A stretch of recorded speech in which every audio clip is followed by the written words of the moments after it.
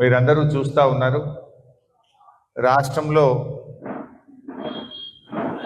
కాంగ్రెస్ ప్రభుత్వ వైఫల్యాలను ప్రశ్నిస్తే బయట ప్రశ్నిస్తేనేమో పోలీస్ కేసులు, అసెంబ్లీలో ప్రశ్నిస్తేనేమో సస్పెన్షన్లు. అంటే ఈ ప్రభుత్వంలో 7వ గ్యారంటీ ప్రజాస్వామ్యం అని ఏదైతే చెప్పిండ్రో అసలు 7వ గ్యారంటీ లేకుండా పోయింది. ఇందిరా పార్క్ దగ్గర ధర్నాలకు అనుమతులు ఇబ్బంది పెడుతున్నారు. ఆశా వర్కర్లు హైదరాబాద్కి వస్తే పోలీసులతోని సొమ్మసిల్లిపోయేటట్టు కొట్టిపిస్తున్నారు. మొన్నటిదాకా సర్వశిక్ష అభియాన్ ఉద్యోగులు సమ్మె చేస్తే అణచివేసిండ్రు. ఈ రకంగా జరుగుతూ ఉంది. ఈ ప్రభుత్వం మొదటి రోజే, ప్రభుత్వం అధికారంలోకి వచ్చిన మొదటి రోజే 2 లక్షల రుణమాఫీ చేస్తామన్నారు. ఈరోజు నిన్న ఏమైందో అసెంబ్లీలో మీరు చూశారు. 2 లక్షల రుణమాఫీ మీద ఈ ప్రభుత్వం చేతులు ఎత్తేసింది. మేము సవాల్ విసిరిన మీ రాష్ట్రంలో ఏ ఊరికైనా వెళ్దాం, రుణమాఫీ అయిన వాళ్ళు తక్కువ, కాని వాళ్ళు ఎక్కువ. ముఖ్యమంత్రి చెప్పిండు 2 లక్షల మీదున్నోళ్ళు డబ్బు కట్టండి, ఒక్క క్షణంలో మీ రుణాన్ని మాఫీ చేస్తా అన్నాడు రేవంత్ రెడ్డి. ఒక్క క్షణంలో అన్నాడు. ఆయన మాట నమ్మి 2 లక్షల మీద ఉండి రైతులందరూ డబ్బులు కట్టి ఇప్పటికీ 6 నెలలు అవుతుంది. 6 నెలలైనా కూడా ఇంతవరకు రుణమాఫీ కావడం లేదు.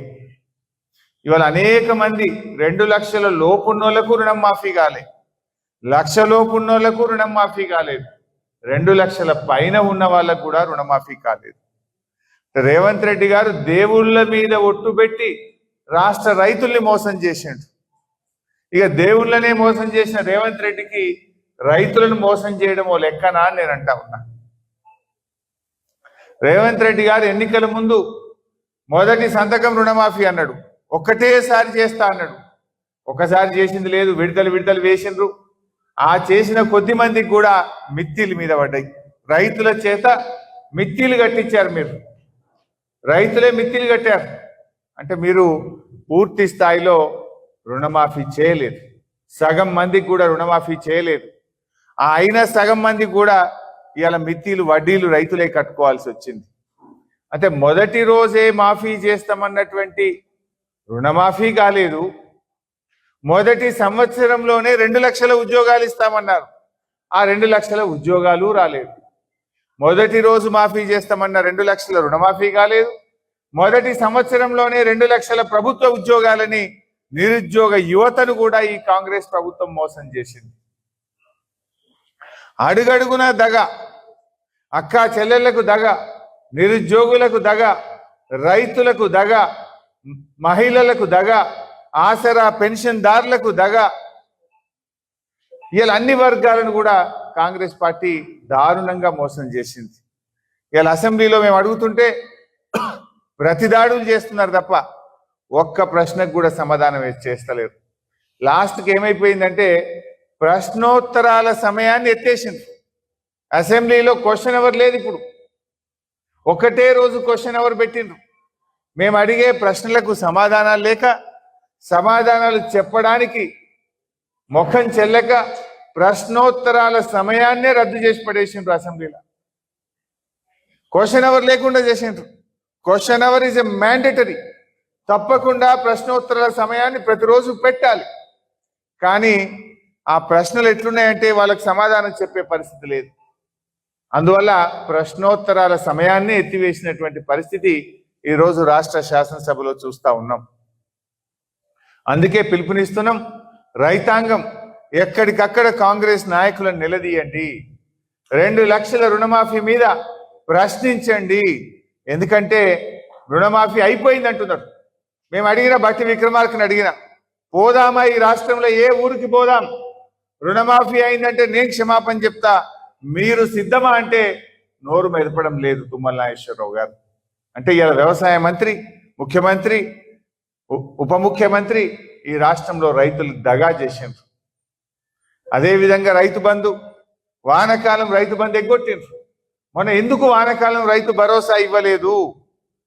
పేరు మార్చింది తప్ప రైతులకైతే భరోసా లేదు. వానకాలం రైతు బంధు ఎగ్గొట్టిండ్రు. ఈ యాసంగి రైతు బంధు కూడా ఊరిచ్చి వేస్తున్నారు. కరోనా కష్టకాలంలో కూడా కేసీఆర్ రైతు బంధు వేసిండు. కానీ మీరు ఇప్పుడు ఏం కరోనా లేదు, ఏమీ లేదు. ఇలా కాంట్రాక్టర్లకు బడా కాంట్రాక్టర్లకు బిల్లులు ఇస్తున్నారు. ఈ రాష్ట్రంలో 14,000 కోట్ల రూపాయలు కాంట్రాక్టర్లకు బడా కాంట్రాక్టర్లకు బిల్లులు ఇచ్చారు. బడా కాంట్రాక్టర్లకు 14,000 కోట్లు బడా కాంట్రాక్టర్లకు ఇవ్వడానికి బిల్లులు వస్తాయి. రైతు బంధు ఇవ్వమంటే డబ్బులు ఉండయి మీకు. రిటైర్ అయిన ఉద్యోగులకు ఇవ్వమంటే డబ్బులు ఉండయి మీకు. ఇలా అంగన్వాడీ టీచర్లకు ఇవాళ 25వ తారీఖు, ఈ రోజు కూడా ఈ రాష్ట్రంలో అంగన్వాడీ టీచర్లకు జీతాలు పడలే. 1వ తారీఖే జీతాలు ఇస్తున్నామని చెప్తున్నారు.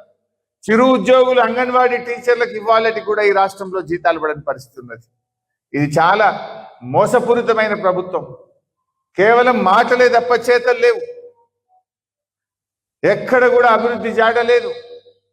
పేదల విషయంలో, ఇలా రైతుల విషయంలో ఈ ప్రభుత్వం వెనక్కిపోతుంది. ఈ రాష్ట్రంలో డబ్బులు లేవు అని మాట్లాడుతున్నారు. డబ్బులు లేకపోతే 20,000 కోట్లతోని హెచ్ఎండిఏలో టెండర్లు ఎట్లా పిలుస్తున్నావు? 15,000 కోట్లతోని Hyderabad metro water works HMWS లో టెండర్లు ఎట్లా పిలుస్తున్నావు? 7,000 కోట్లతోని జిహెచ్ఎంసీలో టెండర్లు ఎట్లా పిలుస్తున్నావు? నీ భూములున్న మీ అత్తగారింటికి ఆమన్గల్కు 5,000 కోట్ల రూపాయలతో 10 లైన్ రోడ్ ఎట్లా ఇస్తున్నావు? 10 లైన్స్ రోడ్ వేస్తున్న ఆమన్గల్కు, కల్వకుర్తికి. ఫ్యూచర్ సిటీ పేరు మీద 5,000 కోట్లతో రోడ్ వేస్తున్నావు. మరి మా నిరుద్యోగులకు నిరుద్యోగ భృతి ఇవ్వమంటే డబ్బులు లేవంటావు. రైతు బంధు అడిగితే డబ్బులు లేవంటావు. ఉద్యోగులు మా డిఏలు ఇవ్వండి, మా పిఆర్సీ ఇవ్వండి, రిటైర్డ్ ఉద్యోగులకు ఇవ్వమంటే డబ్బులు లేవంటావు. అంటే నీకు ఇష్టం ఉన్న వాళ్ళకి మాత్రం డబ్బులు వస్తున్నాయి. రైతులు అడిగితే, పేదలు అడిగితే, మహిళలు అడిగితే వాళ్ళకు మాత్రం డబ్బులు లేవని ఇలా ముఖం చాటేస్తున్నావు. ప్రజలు గమనిస్తున్నారు. నువ్వు 14,000, 15,000 కోట్లు బడా కాంట్రాక్టర్లకు బిల్లులు ఇచ్చినావు కదా, మరి అవేడికెళ్ళి వచ్చినాయి? పేద కాంట్రాక్టర్లకు, సర్పంచ్లకు బిల్లులు ఇవ్వమంటే ఇవ్వవు. 10 లక్షల లోపు చిన్న కాంట్రాక్టర్లకు బిల్లులు ఇవ్వమంటే మాత్రం డబ్బులు లేవంటారు. బడా కాంట్రాక్టర్లకు ఒక్కొక్కరికి 1,000 కోట్ల రూపాయలు ఇస్తుండ్రు.